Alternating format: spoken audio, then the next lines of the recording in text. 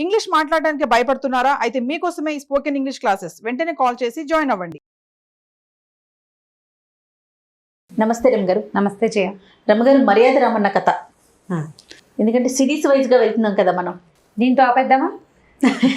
అప్పుడైనా సరే, ఇంకా కొన్ని చెప్దాంలే. చిన్న చిన్న కథలే ఉన్నాయి, పెద్ద మర్యాద కథలే రామన్న ఉండవు. భలే ఇంట్రెస్టింగ్ అనిపిస్తుంది రమ్మగారు. ఏం చేశారో తెలుసుకోవాలనిపిస్తుంది. అవును.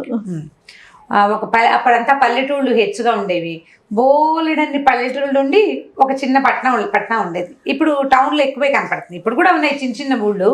అయితే ఊళ్ళల్లో తగాదాలు అవన్నిటికి కూడా ప్రతి ఊళ్ళోనూ పోలీస్ స్టేషన్లు అవి వచ్చేసినాయి. ఇప్పుడు ఈ ఊళ్ళన్ని మండలాలన్నింటికి కలిపి ఓ కోర్టు రకరకాలు వచ్చినాయి కదా. అప్పట్లో పెద్దగా అలా ఏం ఉండేది కాదు, చిన్న చిన్న ఊళ్ళు. ఆ ఊళ్ళో ఉన్న పెద్దవాళ్లలో ఒకడు గ్రామాధికారి, గ్రామ పెద్దలు, పంచాయతీ కూడా అప్పటికి లేదు. పెద్దలే, గ్రామ పెద్దలు ఒకళ్ళు ఉండేవాళ్ళు. ఒక కుటుంబం, ఓ కరణం గారు, లేకపోతే ఒక పెద్ద కాస్త కామందు కుటుంబము, ఎవరో ఒకళ్ళు పెద్దవాళ్ళుగా ఉండేవాళ్ళు ఒక ఊళ్ళోనట. అప్పట్లో 2 పెళ్ళిళ్ళు పెద్ద తప్పు ఏం కాదు, అందరికీ చాలామంది చేసుకుంటుండేవాళ్ళు 2 పెళ్ళిళ్ళు. ఒక ఆయనకి 2 భార్యలు ఉండేవాళ్ళు. ఆయన బోల్ రకాలు ఏవో రకరకాల పనులు అవి ఇవి చేసుకునేవాడు, పేదవాడు పాపం. అయితే సడన్గా చనిపోయాడు. చనిపోయేసరికల్లా ఈ కుటుంబ పోషణ కష్టం. అతను ఏదో ఆ పని ఈ పని చేసేవాడు, కట్టెలు కొట్టుకొచ్చేవాడు, పొలం పనులు చేసేవాడు, భార్యలు కూడా పని చేసుకునేవాళ్ళు. ఇప్పుడు మగవాడు లేడు. ఈ ఇల్లు పోషణ ఎలా గడుస్తుందంటే ఆయన దగ్గర ఒక ఆవు ఉందట. అయితే ఈ ఆవుని పంచుకోవాలి. ఒకటే ఆవు ఉంది, 2 ఆవులు ఉంటే చెరుకోటి తీసుకునే పని. పోనీ తల్లి పిల్ల ఉంటే చెరుకోటి తీసుకోవచ్చు. ఓ ఆవుని ఎలా పంచుకుంటారు? సరే, ఏమైంది, గ్రామాధికారికి దగ్గరికి వెళ్ళారు. ఒకటే ఆవు ఉంది, మేమేదో మా పనులు మేము చేసుకుంటాం, ఈ ఆవుని ఎలా పంచుకోవాలంటే ఆయన బాగా ఆలోచించి తెలివిగా ఏం చేశాట, ఆవు నడి మీద ఒక గీత గీసాడు. ముందు భాగం వెనక భాగం 2 భాగాలు చేశాడు. ఆవు ముందు భాగం పెద్ద భార్యకి, వెనక భాగం చిన్న భార్యకి అని భాగాలు చెప్పాడు. ఏం చేయాలి? ముందు భాగంలో ఏముంది, మొహం ఉంటుంది కదా, తింటుంది. అంటే ఆవుకి గడ్డి పెట్టే పని ఎవరిది? పెద్ద భార్యది. ఇప్పుడు వెనక భాగంలో పొదుగు పేడేసేది కదా. ఇప్పుడు పాలు తీసుకుంటుంది చిన్న భార్య, అది పేడేస్తే ఈ పిడకలు చేసుకుని అక్కడ ఆవిడే అమ్ముకుంటుంది. 2 భాగాలు చేసేసాడు. ఇద్దరు చెరుకు పక్కన కూలి పనులు చేసుకునేవాళ్ళు, కూలి పని చేసుకునేవాళ్ళు. ఇక్కడి నుంచి పెద్ద భార్య రోజు దానికి కుడితి గడ్డి తిట్టు తవుడు అన్నీ పెడుతుండేది. 2వ భార్య హాయిగా పాలు తీసుకునేది, పాలు అమ్ముకునేది, పిడకలు చేసుకుని పిడకలు అమ్ముకునేది. ఈ పెద్ద భార్యకి కూలి చేసుకునే పనే కానీ ఆవు నుంచి ఉపయోగం లేదు. ఆవు పోషణ భారం పెద్దదైపోయింది. సరే, ఏం చేసింది, ఏదో అట్లా గడుస్తుండేది, ఏదో ఏడ్చి మొత్తుకుని ఎలాగోలా గడిచేది. కొన్నాళ్ళు పోయిన తర్వాత ఏమైందట, ఆవిడ పింతల్లి పక్క ఊళ్ళో ఎక్కడో ఉంటుంది. పింతల్ గారింట్లో ఏదో అక్కర వచ్చింది. ఈవిడ పక్కింటి వాళ్ళకి ఆవుతాలకు ముందు భాగాన్ని అప్పచెప్పి వాళ్ళ ఇంటికి వెళ్ళింది. వెళ్ళేసరికల్లా సాయంకాలం అక్కడ ఏదో ప్రోగ్రాం అయిపోయాక వెళ్ళిపోతానంటే పింతల్లి కూతురు వాళ్ళు అన్నట్ట, అక్కడ ఏం పడిపోయిందే ఆ ఊళ్ళో ఉండడానికి, ఇక్కడే ఉండు హాయిగా మాతో పాటే, ఆ కలో గంజో మాతో పాటు ఇక్కడే తాగుతూ కానీ అక్కడ పని చేసుకుంటావు, మీ ఆయన ఎలాగో లేడు, నీకు పిల్ల జల్ల లేరు, మా పిల్లల్ని కనిపెట్టుకుని ఉండు, ఇంటి దగ్గర పొలం ఉంది పొట్టు ఉంది మాకు అని అడిగారు. అడిగితే నాకేమీ లేదమ్మా అక్కడ, మరి ఆవు ఉంది, దానికి నోరుంది, దానికి తిండి పెట్టాలి కదా అన్నారు.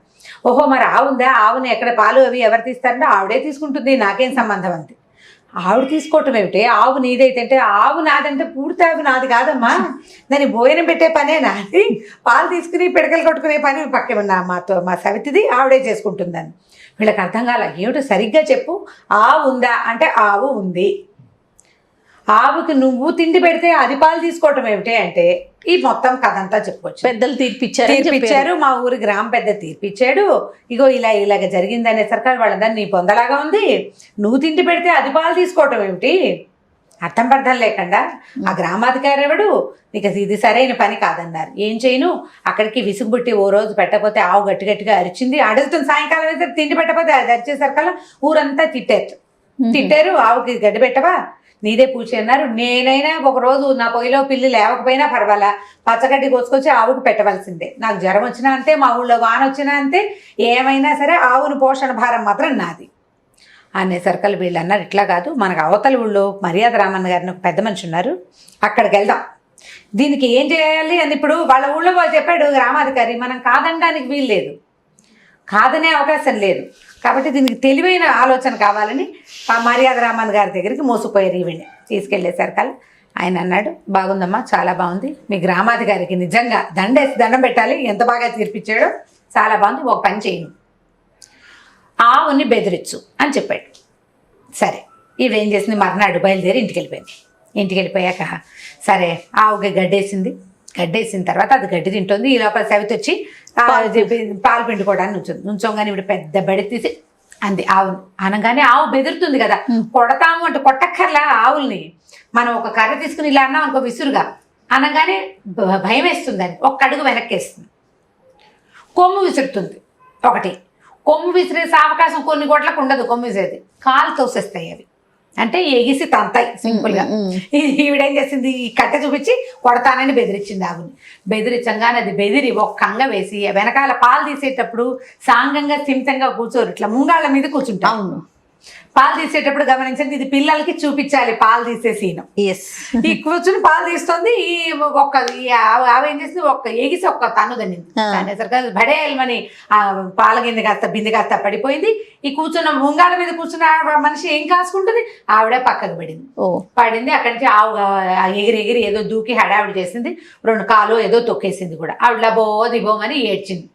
ఏడ్చేసరికల్ చుట్టుపక్కల అందరూ చేరేసరికల్ ఏంటి ఆవు తన్నిందంటే, ఆవు తన్నింది, ఇదిగో ఇది దాన్ని బెదిరించిందంటే, నేను నీ భాగాన్ని ఏమైనా చేశానా, నీ భాగమే నిన్ను తన్నింది, దానికి నేనేం చేయను, నా ముందు భాగం నేను బెదిరించుకుంటా అదిరించుకుంటా గడ్డి పెడతా పెట్టను, నా ఇష్టం, వెనక భాగం నీది, నువ్వు దాన్ని బెదరనివ్వకుండా అంటే అది కాలు వదిలించకుండా నువ్వు చూసుకోవాలి, నీ పాటలో 2 కాళ్ళు ఉన్నాయి, నా పాటలో 2 కాళ్ళు ఉన్నాయి అనగానే అందరూ అదేమిటి ఎవరెవరా అలా ఎలా చేస్తావని ఊళ్ళో గ్రామాధికారి వచ్చి కేకలేశాడు. కేకలేస్తే ఆవిడ, మరి నేను గడ్డి పెడితే నా గడ్డి వల్ల వచ్చే పాలన అది తీసుకుంటుంటే నేను బెదిరిస్తే తల్లినప్పుడు కూడా తీసుకోవాలి అంతే అనగానే ఈవిడికి సైట్ తట్టింది. ఇంత తెలివితేటలు ఈవిడికి లేవు, ఎక్కడి నుంచి వచ్చింది ఐడియా అని ఆలోచించి, అమ్మాయి నువ్వు ఏ ఊరు వెళ్ళావు ఎక్కడికి వెళ్ళావు ఏంటి అని కనుక్కున్నాడు. కనుక్కునేసరికల్లా మర్యాద రామన్ గారి దగ్గరికి వెళ్ళాను, ఆయన చెప్పాడు ఇదేమి తీర్పు, నీకు దండం పెట్టాలన్నాడు మర్యాద రామన్ గారు అనగానే సిగ్గేసింది అతనికి. ఏదో పొరపాటు ఏదో అథాటుగా చెప్పాడు, అది వీళ్ళు పిచ్చిమొహాల్లాగా వర్కౌట్ చేశారు ఇద్దరు కలిసి, ఇంకా అలా నడిచిపోయింది. ప్రజల్లో కూడా ఎవ్వరు గ్రామాధికారికి తీర్పు అంటే కొన్ని చోట్ల అట్లా నడిచిపోతుంది, ఒక వెర్రి తీర్పు ఉంటే ఆ తీర్పుని అనుసరించి పోతూ ఉంటారు ప్రజలు. అక్కడి నుంచి ఊళ్ళో అందరూ అన్నారు, అలాగా అసలు నీ వల్ల కాదు ఈ తీర్పు చేయటం, కాబట్టి అందరం పోయి మనం అక్కడికే వెళ్ళి ఆయన ఏం చెప్తాడో చూద్దామని మళ్ళీ అక్క చెల్లెలు సవితులు ఇద్దరు గ్రామాధికారిని వెంట పెట్టుకుని రామన్న గారి దగ్గరికి వెళ్ళారు. ఆ రామన్న గారు ఏమన్నాడంటే, గొడ్లు ఏటెళ్ళ కాలం పాలు ఇవ్వవు, కొంతకాలం పాలిస్తాయి, మళ్ళీ ఏ చూడి కడుతుంది, మళ్ళీ కనేదాకా కొన్నాళ్ళు పాటిస్తాయి, తర్వాత ఇవ్వవు, తర్వాత పిల్లలు పుట్టాక కొంతకాలం దాకా ఇస్తాయి, తర్వాత ఒక పూటే పడతాయి. అప్పుడు పాలని చెరిసగం చేసి అమ్ముకోమని చెప్పాలి. గొడ్డుని ఇద్దరూ పోషించాలి, ఒకళ్ళు పాలు తీస్తే ఒకళ్ళు గడ్డి వేయండి, 2 లీటర్లు వస్తే చెరుకో సేరు పంచుకోండి, ఒక సేరు వస్తే చెరు అర్ధ సేరు పంచుకోమని చెప్పాలి. గొడ్డు ముందు భాగాన్ని వెనక భాగాన్ని డివైడ్ చేయటం ఏమిటి తప్పు తీర్పు, ఇది సరైన పద్ధతి కాదు అని చెప్పాడు. అక్కడి నుంచి ఏం చేశారు, ఇప్పుడు ఒకళ్ళు పోషిస్తే ఒకళ్ళు పాలు తీయటం కాకుండా ఇద్దరు కలిసి పోషించేసరికి చక్కగా వచ్చే సంవత్సరం అది 2 దూడలను పెట్టింది. నేను చక్క కవల పిల్లలు పుట్టినాయి. ఇప్పుడు 2 దూడలు ఉంటే సరికల్ ఓ దూడ ఉంచుకొని 2వ దూడను అమ్ముకుంటే చెరుకు 10 రూపాయలు డబ్బులు కూడా వస్తాయి. చక్కగా ఇద్దరు అక్క చెల్లి కలిసి ఇంటిని వాకిల్ని బాగా పోషించుకున్నారు. సంవత్సరం 2 ఏళ్ళు తిరిగేసరికల్లా వీళ్ళిద్దరూ కాస్త అంటే ఇప్పుడు ఇంకా ఆ రోజుల్లో మళ్ళీ పెళ్లిళ్ళు చేసుకోవటాలు అవి లేవు కదా, స్థిరపడి 4 వేళ్ళు నోట్లోకి వెళ్ళి స్థిమితంగా అన్నం తినగలిగే పరిస్థితి వచ్చిందనమాట. దాంతో ఈ ఊరు వాళ్ళు కూడా ఏదైనా గడ్డు సమస్య రాగానే మర్యాద రామన్ గారి దగ్గరికి పొలవమని వెళ్ళడం మొదలుపెట్టారు. ఇప్పుడు తెలివైన తీర్పు, అవును, ఏదైనా తెలివిగా సాట్ చేయటం. ఇప్పుడు ఈ తెలివి మనకి ఇప్పుడు తీర్పర్లు ఎవరున్నారు, మన జీవితానికి మనమే మర్యాద రామన్నలం. తెలివిగా చేయాలి ఏదైనా సరే, తెలివి తక్కువగా ఏదో రకంగా చేసేయకూడదు. పిల్లల్లో 2 పిల్లలు ఉంటారు మనకి, కొట్టు చచ్చిపోతుంటారు, వీళ్ళని ఎలా చేయాలి అనేదాన్ని మర్యాద రామన్ ఆదర్శంగా తీసుకుని పిల్లల్ని డివైడ్ అండ్ రూల్ చేయాలన్నమాట. తెలివిగా ఎలా రూల్ చేయాలి అంటే ప్లాన్డ్గా చేయాలి, ఇద్దరూ పనిచేసేలాగా, ఇద్దరూ ఒక పనిని బాధ్యతగా పంచుకునేలాగా, లేదా ఒక పని విషయం పాడైతే ఇద్దరు బాధ్యత తీసుకునేలాగా కనుక ప్లాన్ చేస్తే అది చిన్నప్పటి నుంచి అలవాటైతే పెద్ద అయ్యాక కూడా అలాగే తమ తాలూకు కుటుంబ బాధ్యతల్ని సమానంగా తీసుకుంటారు పిల్లలు. ఆడపిల్ల కాబట్టి దానికి ఎక్కువ, మగపిల్లాడు కాబట్టి వీడికి తక్కువ, లేకపోతే అబ్బాయి కాబట్టి వీడు చాలా బుద్ధిగా ఉండాలి, అమ్మాయి కాబట్టి చిన్నపిల్ల కదా అని చేయకూడదు. ఆడ మగ ఇద్దరు సమానమే, ఆడపిల్ల మగపిల్ల ఇద్దరు ఒకటే రకంగా పనిచేయాలి, సగం సగం చేయాలి ఏ పన్నైనా అనే ప్లాన్ తోటి కనుక మనం ఈ మర్యాద రామన్న కథలు చెప్పేది ఎందుకు, పిల్లలకి తెలియడం కోసమే కాదు, మనకి తెలియడం కోసం కూడా. మనం కూడా తెలుసుకోవాలి, తెలివిగా తీర్పు చెప్పాలి, ప్లాన్ చేసి చేయండి దీన్ని. చాలా బాగుంది రమ్మ గారు, చాలా బాగుంది. చిన్న కథ కదా, ఈ కథలన్నీ చిన్నవే చేయాలి. తెనాలి ఈయనవి. ఈయనవి చిట్టి కథలే, పెద్దగా లెంగ్దీగా ఏమి ఉండవు కథలో చెప్పుకునేందుకు. చిన్న విషయం, సింపుల్ తీర్పు. దీన్ని మనం లైఫ్లో అప్లై చేసుకోవడం ఎలా అనేది మనం ఆలోచించుకోవాలి. అంతే. ఓకే రమ్మ గారు. ఓకే జయ, నమస్తే. ఈ వీడియో కనుక మీకు నచ్చినట్లయితే లైక్ చేయండి, షేర్ చేయండి. మరిన్ని వీడియోస్ కోసం మా ఛానల్ని సబ్స్క్రైబ్ చేసుకోండి.